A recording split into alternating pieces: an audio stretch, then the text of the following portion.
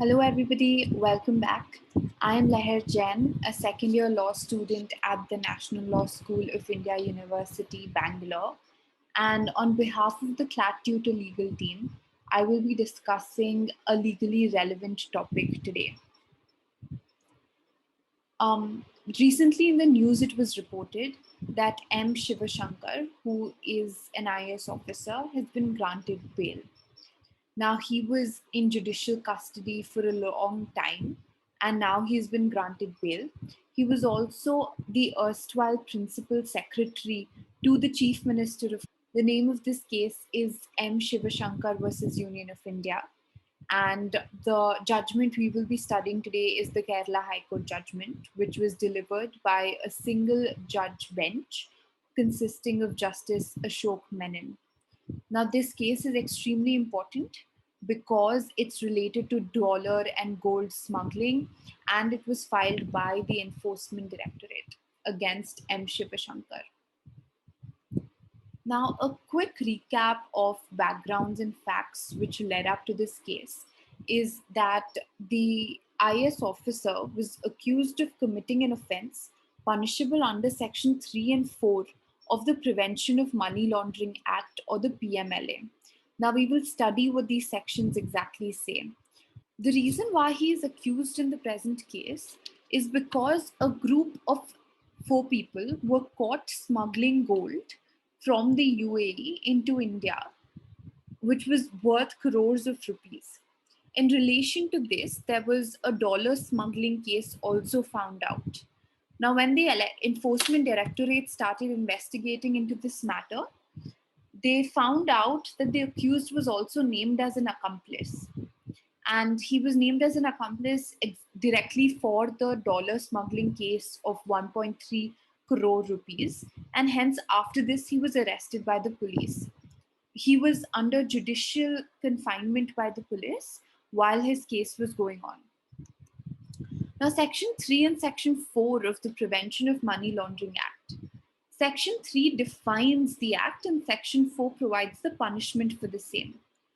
Now, Section 3 says whoever directly or indirectly attempts to indulge or knowingly assists or knowingly is a party to or is actually involved in any activity that takes the proceeds of a crime and which is related to its concealment, possession, acquisition, use, etc., is guilty of the offense of money laundering.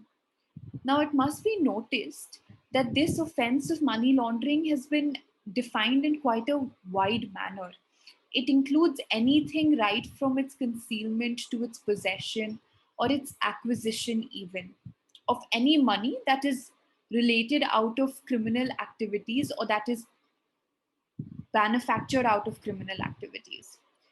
Now, the punishment for the same is anywhere between 3 to 7 years, and that person will also be liable for fine.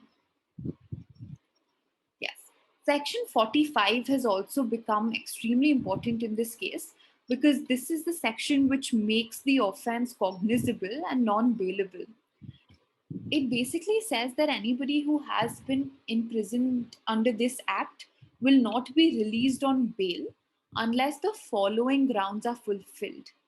Now, in this, the only important part is the proviso, which has been highlighted in red, which reads that provided that a person who is under the age of 16 years or is a woman or is sick or infirm may be released on bail if the special court so directs. Before this, the two conditions is that the public prosecutor must be given an opportunity to present his case and to oppose such an application.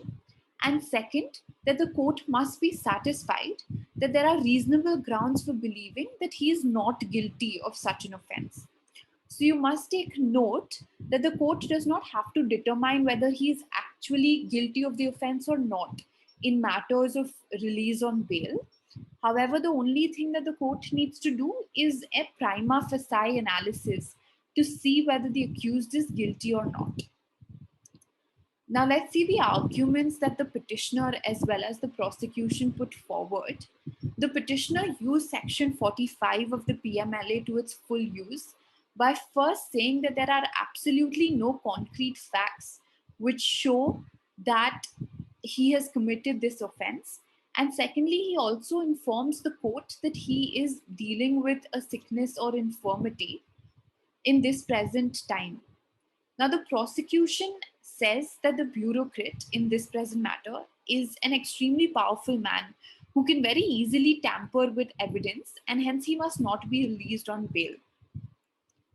Let us see what the court says. In this case, the Kerala High Court granted bail to S. Sivasankar. The court said that the prosecution was not able to prove that the bureaucrat had an account with the other gold smugglers and that the bureaucrat had actually smuggled the dollars out of UAE. So essentially, the prosecution could not discharge their burden. The court also noted that the amount in Shivashankar's bank account was below the threshold mentioned in the section, and also noted that because he was suffering from an illness, it would be appropriate for the court to grant him bail in this present matter. Although the case against Shivashankar is still going on with regards to money laundering and his offense under Section 3 of the Act, he has been released on bail.